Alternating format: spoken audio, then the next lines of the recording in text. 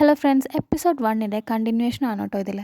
അങ്ങനെ ബിയോളും യുവും കൂടിയിട്ട് അവരുടെ അപ്പാർട്ട്മെൻറ്റിലേക്ക് പോവാണ് കേട്ടോ. അപ്പോൾ ഈ ഗ്രാൻഡ്മയുടെ മകളോട് പറയുന്നുണ്ട്, ശരിക്കും പറഞ്ഞു കഴിഞ്ഞാൽ അവനും ഡിവോഴ്സ്ഡ് ആണ്, നീയും ഒറ്റയ്ക്കാണ്. അപ്പോൾ പിന്നെ നിങ്ങൾക്ക് രണ്ടുപേർക്കും കല്യാണം കഴിച്ചാൽ അത് ബെറ്റർ ആയിരിക്കില്ലേ എന്നൊക്കെ പറയാണ്. അപ്പോൾ നമ്മുടെ മിസ്റ്റർ യു ഓൾറെഡി മാരീഡ് ആയിരുന്നു, ഒരു പെൺകുട്ടിയുണ്ട്, ഇപ്പോൾ ഡിവോഴ്സ്ഡ് ആണ്. ഇവനാണ് ഈ കഥയിലെ നായകൻ. ഇതേ സമയം നമ്മുടെ യുവിൻ്റെ ഫ്രണ്ട്സും കൊളീഗ്സും ഒക്കെ ഇപ്പോഴും ബാറിൽ തന്നെയുണ്ട് കേട്ടോ.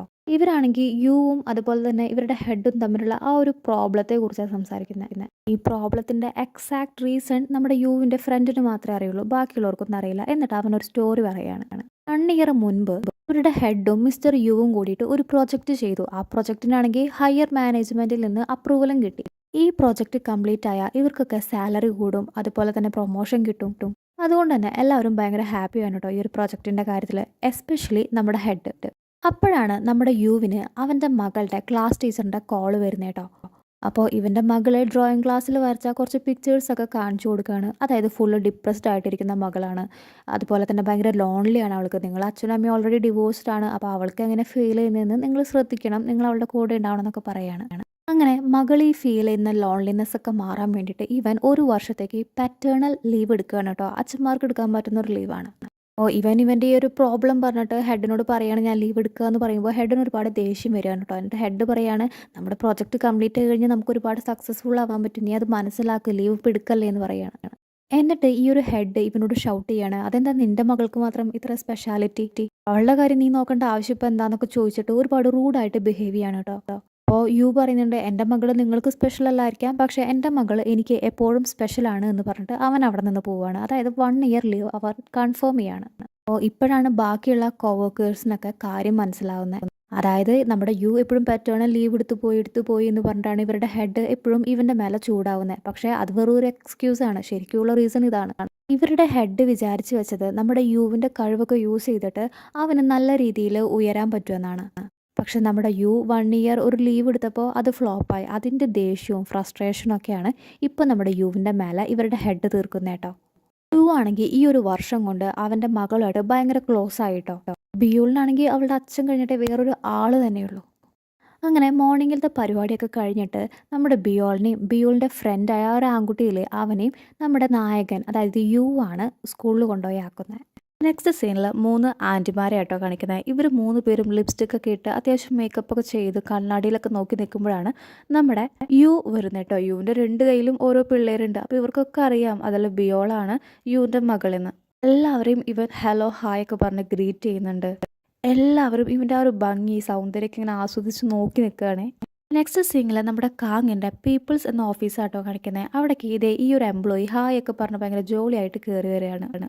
അപ്പോഴാണ് ബാക്കിയുള്ള കൊളീഗ്സൊക്കെ നമ്മുടെ സിഇഒയുടെ ഓഫീസിലേക്ക് നോക്കി നിൽക്കുന്ന കാണുന്നത് കേട്ടോ. അപ്പോൾ തൊട്ടടുത്ത് നിൽക്കുന്ന അവൻ്റെ ഫ്രണ്ടിനോട് അവൻ ചോദിക്കുന്നുണ്ട്, അല്ല എന്താ സംഭവം എന്ന് ചോദിക്കുകയാണ്. അപ്പോൾ ഇവിടുത്തെ ഒരു സ്റ്റാഫാണ് ജിയോങ് നാം. അവൻ്റെ റെസ്യൂമിൽ നുണ പറഞ്ഞു. ഈ ഒരു കമ്പനി എന്ന് പറഞ്ഞു കഴിഞ്ഞാൽ ഓണസ്റ്റി അങ്ങനെയുള്ള എല്ലാ കാര്യങ്ങൾക്കും ഭയങ്കര ഇമ്പോർട്ടൻസ് കൊടുക്കുന്ന ഒരു കമ്പനിയാണ്. വാല്യൂസിനൊക്കെ നല്ല ഇമ്പോർട്ടൻസ് കൊടുക്കും. അപ്പോൾ ഇല്ലാത്തൊരു കാര്യം റെസ്യൂമിൽ എഴുതി ഇവൻ വേറൊരു കമ്പനിക്ക് അയച്ചപ്പോൾ അത് ഇവളെ അഫക്റ്റ് ചെയ്യുന്നൊരു കാര്യമാണ്. ജിയോങ് നാം എന്നാണ് ഇവൻ്റെ പേര്. ഇവനാണെങ്കിൽ ഇവൻ ചെയ്തത് ഒരു തെറ്റാണ്, അങ്ങനെയൊന്നും ഇവന് തോന്നുന്നില്ല, അതിപ്പോൾ എല്ലാവരും ചെയ്യുന്ന കാര്യമല്ലേ എന്നാണ് ഇവൻ പറയുന്നത് കേട്ടോ. കാങ് എന്നിട്ട് ഇവൻ്റെ റെസ്യൂം എടുത്ത് നോക്കുകയാണ്. അപ്പോൾ 5 വർഷത്തെ എക്സ്പീരിയൻസ് ഉണ്ട് ആസ് ഹെഡ് ഹണ്ടറായിട്ട്, ആൾക്കാരെ റിക്രൂട്ട് ചെയ്യുന്ന ആളായിട്ട് 5 വർഷത്തെ എക്സ്പീരിയൻസ് ഉണ്ട്, ലോജിസ്റ്റിക്സിൽ സ്പെഷ്യലൈസേഷൻ ഒക്കെ ഉണ്ടെന്ന് പറഞ്ഞിട്ട് എഴുതിയിട്ടുണ്ട്. അതിൽ പല കാര്യങ്ങളും നുണയാണ് ഇതിൽ. കാങ് ആണെങ്കിൽ ജിയോ നാമിനോട് സംസാരിക്കുമ്പോൾ അവൻ്റെ പേരൊക്കെ തെറ്റിയിട്ടാട്ടോ വിളിക്കുന്നത്. അപ്പോൾ നമ്മുടെ സിഒ ഇവർക്ക് 2 പേർക്കും ഇടയിൽ കയറിയിട്ട് കാങ്ങിനോട് പറയുന്നുണ്ട് ജിയോങ് നാം എന്ന് മെല്ലെ പറയുന്നുണ്ട് കേട്ടോ. ജിയോങ് നാം ആണെങ്കിൽ 6 മാസമായിട്ട് ഇവിടുത്തെ ഒരു എംപ്ലോയി ആണ്. അവനും നല്ല ദേഷ്യം വരുന്നുണ്ട്, ഇത്ര നാളായിട്ട് നിങ്ങൾക്ക് എൻ്റെ പേര് പോലും അറിയില്ലല്ലോ എന്ന് പറഞ്ഞിട്ട് അവനും ചൂടാവുന്നുണ്ട്. കാങ് ഇപ്പോൾ സിഒനോട് പറയുന്നുണ്ട് പെട്ടെന്ന് തന്നെ ഇവൻ്റെ ഡിസ്മിസൽ ലെറ്റർ ശരിയാക്കുക, ഇവൻ എന്തായാലും പറഞ്ഞയക്കുകയാണ്, ഇവൻ ഇവിടെ നിന്നല്ല ഒരു സ്ഥലത്ത് ഇനി ജോലി കിട്ടാൻ പോകുന്നില്ല എന്ന് പറയാണ്.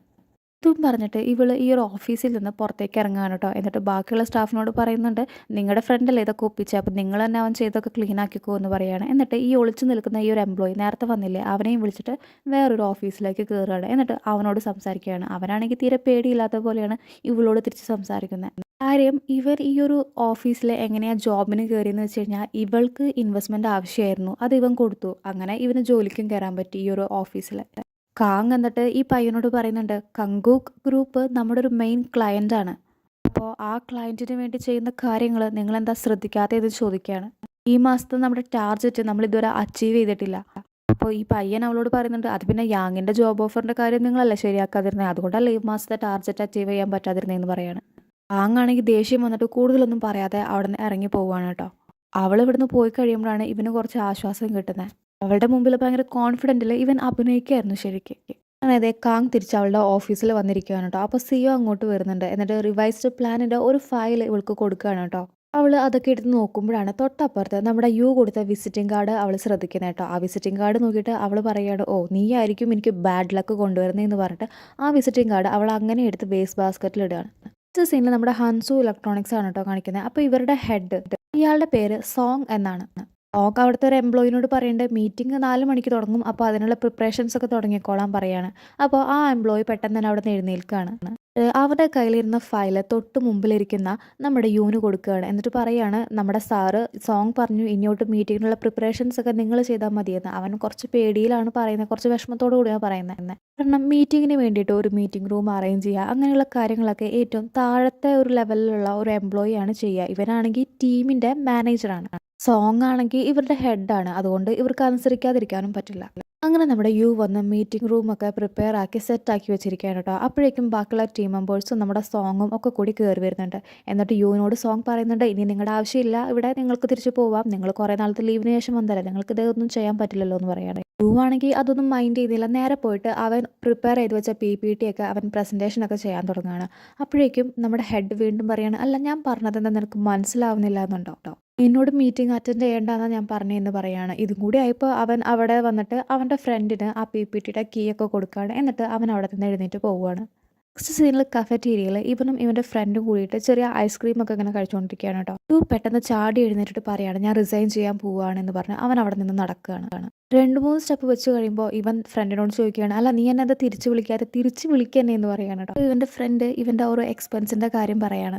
ഒരു കുട്ടിയുണ്ട്, നിങ്ങൾക്ക് കുറേ എക്സ്പെൻസസ് ഉണ്ട്, നിങ്ങൾക്ക് കുറേ ബിൽസ് ഉണ്ട് എന്നൊക്കെ പറയുമ്പോൾ അവൻ തിരിച്ച് അവൻ്റെ സീറ്റിൽ വന്നിരിക്കുകയാണ്. അപ്പോൾ ഫ്രണ്ട് പറയാണ്, ഒരു കാര്യം ആലോചിക്കുമ്പോൾ നമ്മുടെ ടീമിൻ്റെ ഉള്ളിൽ എല്ലാ കാര്യങ്ങളും ഫസ്റ്റ് നടന്നിട്ടുള്ളത് നിനക്കാണ്. ആദ്യം കല്യാണം കഴിഞ്ഞത് നിനക്ക്, ആദ്യം കുട്ടി ഉണ്ടായത് നിനക്ക്, ആദ്യം ഡിവോഴ്സ് കഴിഞ്ഞത് നിനക്ക്, ആദ്യം പ്രൊമോഷൻ കിട്ടിയത് നിനക്ക്, ആദ്യം പാറ്റേണൽ ലീവ് എടുത്തത് നീ, ഫയറിങ് മാത്രം ആദ്യം നിനക്ക് കിട്ടാതിരിക്കട്ടെ എന്ന് പറയാണ്. അപ്പോഴാണ് ദൂരെ നിന്ന് യാങ് വരുന്നത്. നമ്മുടെ യു കാണുന്ന കേട്ടോ. യു പെട്ടെന്ന് തന്നെ യാങ്ങിനടുത്തേക്ക് ചെല്ലുകയാണ്. യാങ് ആണെങ്കിൽ കുറച്ച് ബിസി ആയിരുന്നു, ഒരു മീറ്റിംഗ് ഉണ്ട് എന്ന് പറഞ്ഞിട്ട് പെട്ടെന്ന് തന്നെ പോവുകയാണ്.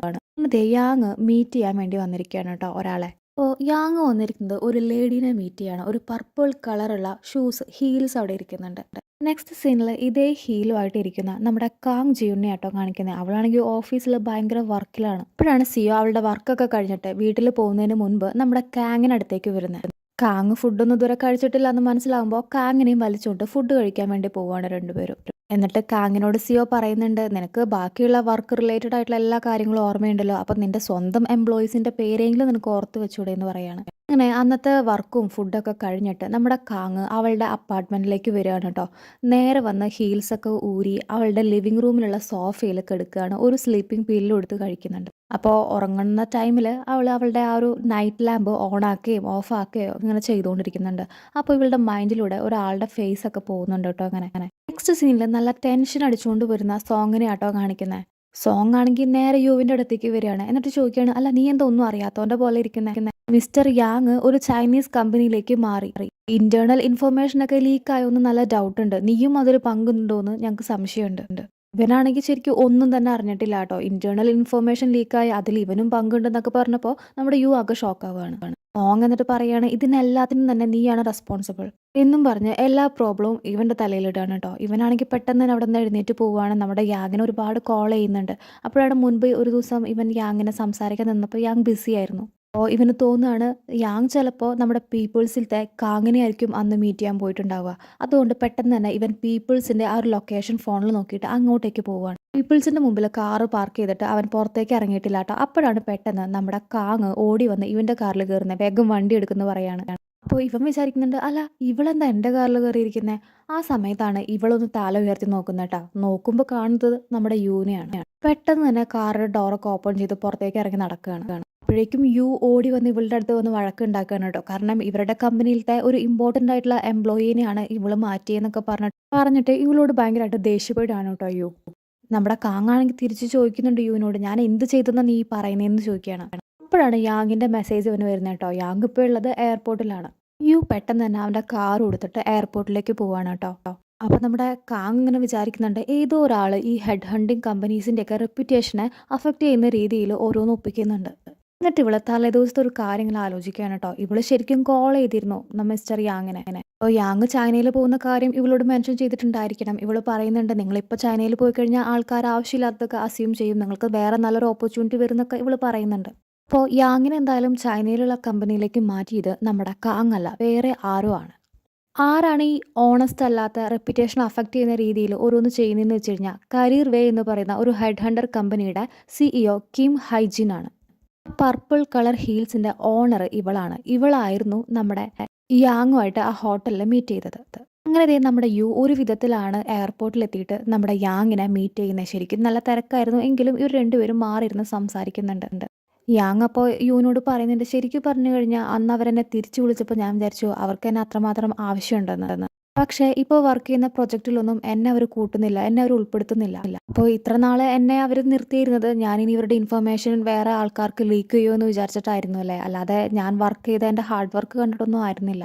എന്നിട്ട് യാങ് പറയുന്നുണ്ട് എന്തായാലും വെറുതെ പണിയെടുക്കാതെ കാശ് വാങ്ങാൻ മാത്രമുള്ള മനസ്സൊന്നും എനിക്കില്ല. അപ്പോഴാണ് യുവിനും മനസ്സിലാകുന്നത് അന്ന് തിരിച്ചു കൊണ്ടുവന്നെങ്കിലും ഇങ്ങേരെ ഒരു പ്രൊജക്റ്റിലും ബാക്കിയുള്ളവരൊന്നും കൂട്ടിയിട്ടില്ല. ഒരു കാഴ്ചക്കാരൻ്റെ പോലെയായിരുന്നു അദ്ദേഹത്തിൻ്റെ ടീമിൽ.